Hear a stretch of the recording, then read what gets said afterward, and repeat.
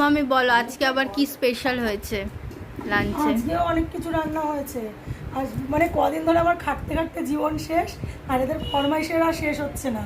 মেয়ে আজ জোর জবরদস্তি করে আজকে আমাকে একটা জিনিস বলেছে বানাতে, ও বলেছে এটা আজকে বানাতেই হবে, তাই ওর আবদারে আজকে বানিয়েছি। এই যে জিরা রাইস, ও বলেছিল পোলাও বানাতে, জাফরানি পোলাও। তো আমি বললাম দেখ বাবা খুব খাটাখাটনি হচ্ছে, ওই জন্য যাতে খাটনি কম হয়, খাটনি কমানোর জন্য আমি বানিয়েছি জিরা রাইস।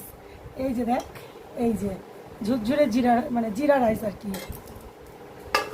আচ্ছা, এরপরেই আছে মটন ভুনা। এই যে এটা দিয়ে ঝক দেওয়া হচ্ছে কাঠকলা ঘি দিয়ে, এটা হচ্ছে মটন ভুনা। এটা রেসিপিটা বন্ধুরা তোমাদের সঙ্গে শেয়ার করব। দেখো কি দারুণ এসছে কালারটা, পুরো একদম ধাবা স্টাইল, একদম রেস্টুরেন্ট স্টাইলের মটন ভুনা। আচ্ছা, এটা হচ্ছে আমার শাশুড়ি মায়ের জন্য ভাত, উনি জিরা রাইস